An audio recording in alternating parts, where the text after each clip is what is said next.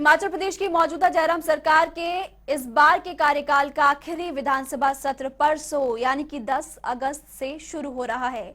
इसके लिए सत्तारूढ़ दल और विपक्ष दोनों तैयारियों में जुटे हुए हैं। विधानसभा सचिवालय प्रशासन ने भी तैयारियां पूरी कर ली है।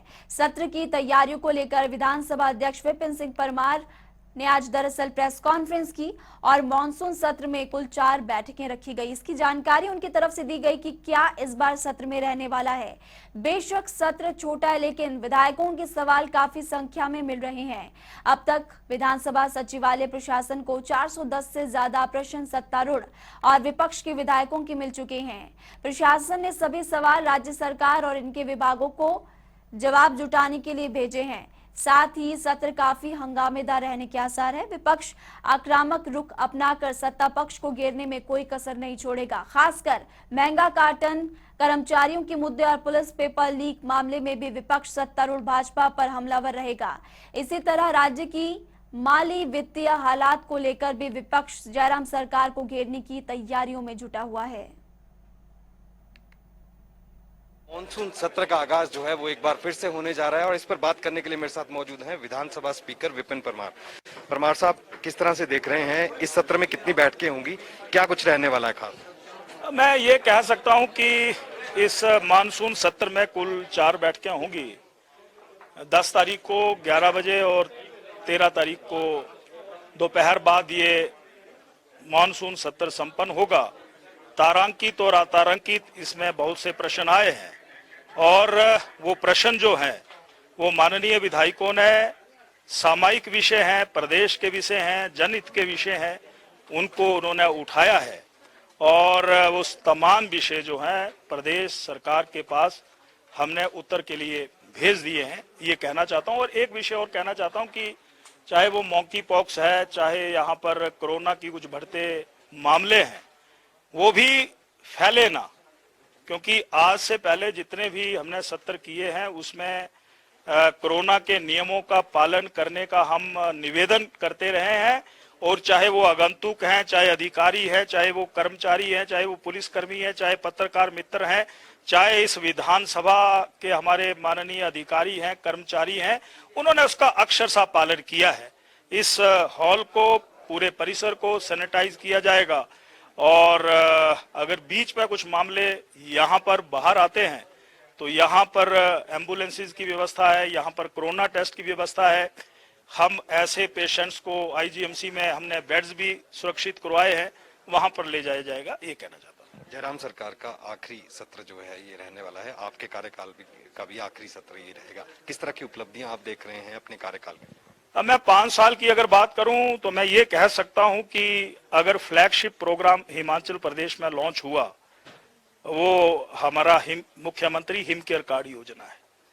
और मैं स्वास्थ्य मंत्री, बतौर स्वास्थ्य मंत्री, और मैंने वो श्री जयराम ठाकुर जी से विचार विमर्श करने के बाद वो फ्लैगशिप इसलिए कह रहा हूं कि वो आज हिमाचल प्रदेश के जन जन की संजीवनी बन चुकी है। और जिन्होंने नहीं बनाए हैं, अगर कहीं एडमिट है, बनाते हैं तो फिर उनका इलाज उससे शुरू हो रहा है। तो ये एक बहुत ही फ्लैगशिप प्रोग्राम है। ये श्री जयराम ठाकुर जी से विचार विमर्श करने के बाद हिमाचल प्रदेश के लोगों के लिए हर परिवार के साथ जुड़ा हुआ एक महत्वपूर्ण विषय है। मैं अपने आप को उसके लिए, मुझे जब ये विभाग दिया गया तो मैंने उस कर्म को निभाया। सहारा योजना किया, मुख्यमंत्री निशुल्क दवा योजना किया, मुख्यमंत्री सहायता स्वास्थ्य कोष दिया। तो भाजपा का कार्यकर्ता जिम्मेवारी के अनुसार काम करता है, पद के लिए नहीं, दायित्व के लिए काम करता है। और कहा कि आपने यहां पर ये श्रेष्ठ काम किया, अब हिमाचल प्रदेश विधानसभा के सत्रों के संचालन के लिए आपको दायित्व सौंपा जाता है। तो मैं अपने आप को बहुत खुशनसीब समझता हूं कि सभी विभागों में जितनी योजनाएं बनती हैं, कानून बनते हैं, बिल आते हैं, वो उसी विधानसभा पीठासीन अधिकारी की अनुमति से ही पारित होते हैं।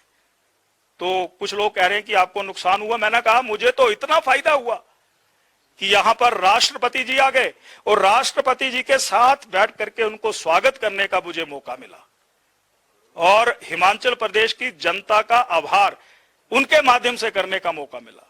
हमारे लोकसभा के स्पीकर यहां पर आए। 100 साल पहले कभी यहां पर इवेंट हुआ था, उसका गोल्डन जुबली मनाया। तो मैं ये कह सकता हूं कि हर जिम्मेवारी के अलग अलग आयाम हैं। आपको आनंद कहां से मिल रहा है, खुशी कहां से मिल रही है, तो खुशी मुझे जहां भेजा गया वो खुशी मुझे हमेशा मिली है। मैं नेता नहीं, कार्यकर्ता के रूप में काम करता हूं और आगे भी वैसे करता रहूंगा। सत्र शांतिपूर्ण ढंग से चले, इसके लिए क्या प्रयास किए जा रहे हैं, क्या अपील? कल सर्वदलीय बैठक रखी है और वहां पर मैं सत्ता पक्ष विपक्ष के जो भी हमारे प्रतिनिधि वहां पर आएंगे उनसे निवेदन करूंगा, क्योंकि बोलने का मौका हर किसी को मिलेगा, पर विधानसभा के नियम है, नियमों के तहत ही वो चर्चा आगे बढ़ती है और हमने पहले भी किसी को रोका नहीं है, टोका नहीं है। अगर नियम बीच में आड़े आते हैं तो हम थोड़ा निवेदन कर लेते हैं और हमारी बात को वो ऑनर भी करते हैं। इसलिए मैं सत्ता पक्ष के तमाम प्रतिनिधियों का या ऑनरेबल एमएलए का, विपक्ष के एलओपी व माननीय सभी प्रतिनिधियों का, ऑनरेबल एमएलए का, वो हमें बड़ा आदर करते हैं और मैं भी उनका सम्मान सभी का करता हूं। सत्ता और विपक्ष का मिल करके हम इस सत्र को कंक्लूड करेंगे, क्योंकि ये इस विधानसभा का अंतिम सत्र होगा। यादगार बने, अविस्मरणीय बने, वो कोशिश रहेगी, ये मेरी अपील रहेगी। चलिए, शुक्रिया आपसे। तो ये थे विपिन सिंह परमार। इनका साफ तौर पर कहना है कि आने वाले दिनों में जिस तरह से सत्र जो है वो चलेगा, इसमें कुल 4 बैठकें जो है वो यहाँ पर की जाएंगी और ऐसे में पूरी तरह से सत्र शांतिपूर्ण ढंग से चले, इसको लेकर भी कल सर्वदलीय बैठक जो है वो आयोजित की जाएगी और ऐसे में कई मायनों में अहम जो है ये आखिरी सत्र माना जा रहा है। कैमरा पर्सन रोशन के साथ विकास शर्मा, जनता टीवी, शिमला। तो विधानसभा स्पीकर विपिन सिंह परमार से खास बातचीत आपने सुनी। अब आपको हम ग्राफिक्स के जरिए बताएंगे कि इस बार जो मॉनसून सत्र होने वाला है, विपक्ष कौन कौन से मुद्दों को उठा सकता है। मॉनसून सत्र में विपक्ष के क्या है मुद्दे?